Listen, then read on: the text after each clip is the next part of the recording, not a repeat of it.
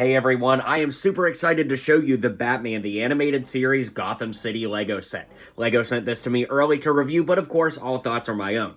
This will be $300 when it comes out on April 1st for insiders and April 4th for everyone else, with 4,210 pieces, 4 exclusive minifigs, and it's aimed at ages 18 and up. This set is 17 inches tall, 30 inches wide, and 3 inches deep, and it's a whole lot of fun to put together. There are tons and tons and tons of Easter eggs and references hidden throughout the set. We're going to cover it all today, so let's get into it without any further ado. Now, I don't always show the instruction booklets, but when we've got something cool going on, I absolutely have to. The cool thing here is you could build this with 2 different people, and you just work on different books, and you basically meet in the middle as you go through building. As we open up the first book, you can see that we've got some neat little writer's notes here, which, of course, if you want to pause the video and read, you certainly can. But we've got a lot of insight as to the design of the set, how it was inspired. Then, of course, we've got a little design team here. Little note from there. And as we come over here, we have several references and Easter eggs pointed out, which, of course, we're going to go ahead and break down as the video goes on.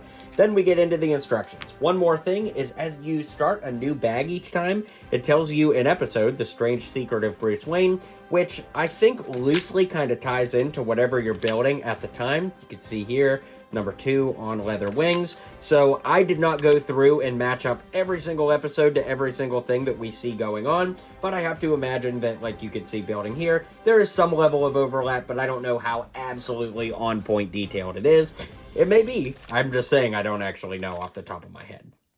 Now, of course, here on the channel, you guys know I'm all about the minifigs, and this set definitely delivers. We do get a very cool stand to put all 4 figures on, and as you get through the set and build, you build all 4 at various points, so you don't build them all in one bag. But yeah, every minifigure here is exclusive, so let's go ahead and start with Batman up first.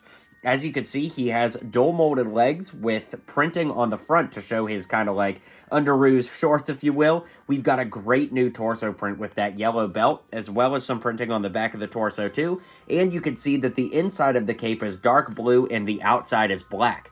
That's a feature that I really don't think translated very well on the promotional art, and I think that it looks great in person. Of course, underneath the cowl, we have the Shang-Chi head, which is a unique choice, but it works pretty well for this Batman.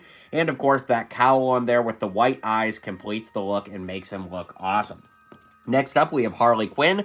Definitely awesome to get in this set. My one complaint about this set is I wish we got more minifigures, but as of this video, the rumor is that we're getting more sets based off of the animated series later on, so hopefully we can flesh out the roster there. The head can be turned around where we've got a little devious smirk on one side and a big open mouth grin on the other, which works really well. And of course, the leg printing and toe printing and hip printing looks great here as well. Joker is really cool. We've got that new dark green hairpiece. I wish that the hairpiece was a little bit more custom so that it looked more like the Joker in the set, but without creating a brand new hairpiece as far as the shape goes, I think the color here works pretty well. We could turn it around so he's got a little smug grin on one side, and then of course that big yellow-toothed grin on the other. He's got a little dynamite in his hand here and a great torso print on the front and back, but unfortunately, no leg printing. Finally, that brings us to Catwoman, who has dual-molded legs with black on bottom and light gray on top, which looks really good. The torso looks great, as does the head and the cat ears, but I really don't understand the black arms. I think that maybe they're just trying to, like, get the art style across for this figure, but overall, I really think it should have had just gray arms with maybe black gloves or dual-molded arms altogether. That being said, all 4 minifigs are really cool, and it'll be interesting to see how exclusive these stay to this set, or if we get more Batman the Animated Series sets, if the figures will be slightly less detailed than this, or perhaps different altogether. We'll just have to wait and see at this point, but overall, I think all 4 minifigs definitely deliver.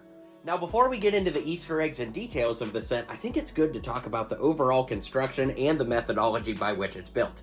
As you can see, it's obviously a big Skyline, and the Batman letters are actually built into the frame, so they are very, very sturdy. Although the letters are very, skinny, you'd think that they might not be as sturdy as they are, but I can confirm they're very, very sturdy. Now, that being said, it's sitting here on my LEGO Studio table because when we flip the entire thing around, you can see that there are some kickstands that come out of the bottom here. Those allow you to display it as I have it here on the table, and these little black boxes here are hooks where you could put a nail in and actually mount this to the wall. I think that that's really, really cool, a very great play feature, well, more display feature than play, I suppose, but overall, I do like that quite a bit. One other thing is, you'll see we've got these big square plates here, and you basically build these, one plate at a time as you go through the instruction booklet, but I built this out at my kitchen table, and something I thought was really interesting is that sunlight can actually sort of get through the red on this, so when you're looking at it, it actually can be lit up. So I'll be curious to see if anybody adds like a lighting kit or does something with that in a meaningful way. That being said, of course, we could flip it around to the front and start taking a look at all the details this set has to offer. Now, we are going to try to cover every reference and Easter egg possible. Some of them are a little bit too obvious, right? Like, oh, this is Arkham. Well, that's not really an Easter egg, so I'm just going to point out some of the more interesting things as we go along the way. Okay, so starting in the corner here, of course, we have the Arkham Asylum build, and we've got the little driveway that goes up. There are quite a few stickers, as you'll see, very, very few printed pieces in this set, but overall, the stickers really help add a lot of detail to the set. So we've got Arkham here, we've got Poison Ivy's garden, Joker's amusement area with the Ferris wheel, conveniently located right in front of Ace Chemical Co. And that's basically all I want to show you for here before I start removing pieces. So this Arkham piece can come out. You can see we've got all kinds of inmates there, and this front part lifts off as well so that we could see into the sewer.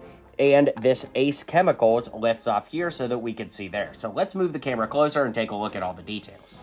Alright, so we'll start down here in the sewer with Killer Croc holding the rock over his head, referencing the episode Almost Got Him, where the villains are all talking about how they almost got to Batman. Next to him, we've got Bane there, and this is talking about the time that Bane beat up Killer Croc in the sewers to prove how strong he was, and right next to that, we of course have a rubber duck referencing the Penguin. Up top, we have several villains here, which you'll all recognize immediately, and I think it's interesting to see like characters like Baby Doll being a new figure, and of course when I say figure, I use that loosely because these are stickers, but it is interesting even in silhouette form to see how some of these characters like the ventriloquist might translate into Lego, especially compared to somebody like Man-Bat, who we know what they look like in Lego. And kind of tucked away in the corner, you can't quite see it when you're looking straight on, we've got a sticker for Lockup, who of course is one of the more interesting vigilante characters we see in the show, and I think it's cool that they really hid him back in the corner there. Inside Ace Chemical Company, we've got Joker here, and this, of course, is referencing his origin story, where we've got the barrel of acid there, and of course, just like everything else, you can click these building pieces into place and remove them to see all the Easter eggs along the way. Up in the sky, we've got the Batwing flying, which can be removed. I mean, it's not necessarily, like, supposed to, but it can be removed if you wanted to take a closer look at it. You could just put it back there. Then we have all these police blimps in the sky, and I love the way that they built the spotlight into the actual contouring of the frame so that it looks like the light is coming out of the blimp and shining down onto the city.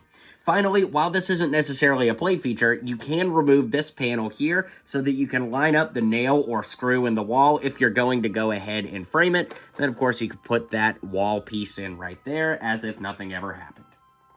It is very difficult to get on camera because of the angle, but you can see we've got a gray ghost poster here in front of the Palace Theater. Speaking of which, we have the Palace Theater here, which of course is the comedy club where the Joker in disguise entered a contest and lost and then decided to take revenge. We then can remove the Palace Theater off of there and see that the Condiment King is inside. You can also see the Clock King is inside of the Clock Tower, which kind of goes back to my theory earlier, and I like the way that they put these gears in there, referencing his fight with Batman. Then, of course, we've got the Condiment King with red and yellow little slopes there, representing ketchup and mustard, of course. Our next reference comes from following the Diamond Store all the way up and removing this little panel to see Harley and Ivy inside. This, of course, is a reference to the episode Harley and Ivy, which is the first time they teamed up and the start of their friendship. We've also got Harley and Ivy with some things that kind of represent them, right? With the yellow and black, with the red in the back for Harley, and, of course, some little flower design builds there for Ivy. Over here, we have the Gotham City Hospital, which can be removed to show Two-Face on the inside, with the alternating tiles there for his black and white persona and theming. And of course, this is where Harvey Dent was treated for his acid burns in the show. The museum is also able to be removed, and inside we've got Ra's al Ghul as well as Scarecrow, which is referencing the episode Nothing to Fear, which of course is the iconic episode where we get the "I am vengeance, I am the night, I am Batman" line. Moving over to the police station, if we look, we've got the bat signal, and the way the set is built, it looks like the bat signal is going in one continuous line up into the sky. And I think it's also worth pointing out that this bat signal piece is actually printed, which is really, really nice on this big disc. And if we look, if you were to remove this, there's still a brick-built bat signal underneath, which looks equally awesome. Of course, we can remove the police station as well to see several of the characters inside, including Commissioner Gordon, Harvey Bullock, and Renee Montoya. And of course, we've got the GCPD letters up in the top with all of their doors and offices and all of those great decorations there.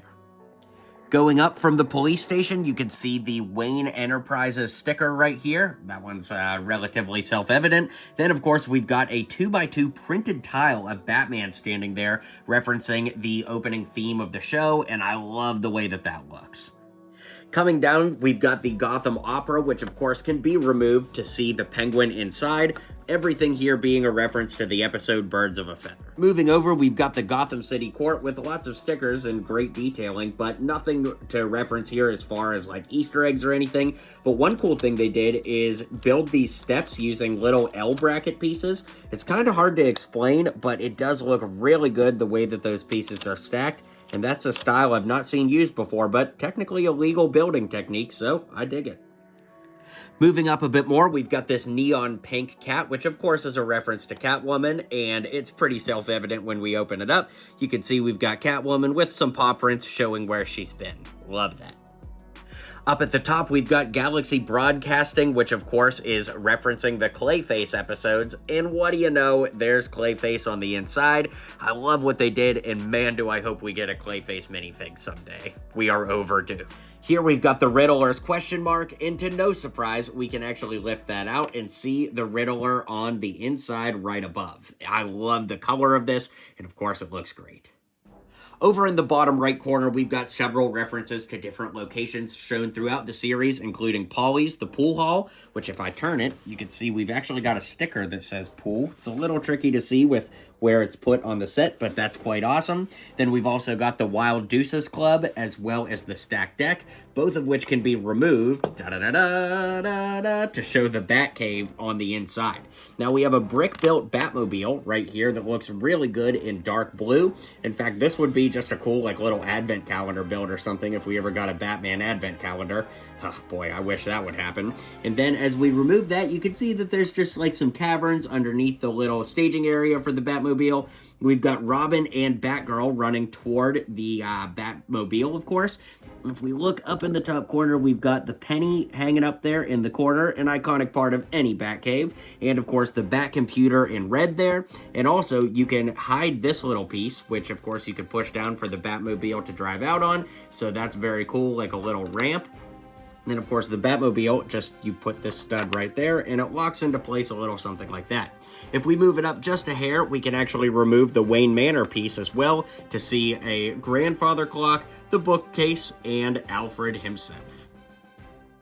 Guys, that brings us to the end of the review. I think this is a really cool set, but I know $300 is a lot of money to spend, so I can understand if this is one you're maybe on the fence about, but I can also understand if it's a day one purchase. I honestly think it's just going to come down to how big of a Batman fan you are and how bad you want this in your collection, and I could certainly understand either way, but I really can't recommend it enough. It's a fun build. I have to imagine if you built it with somebody else, it'd be fun to kind of race and, combine the two sides like we talked about at the beginning of the video, and my fingers are crossed that we get more Batman the Animated Series sets in the future, so hopefully this kicks down the door for more opportunity. Let me know what you guys think of this set in the comments down below. Be sure to hit like and subscribe, and I'll see you guys on the next video.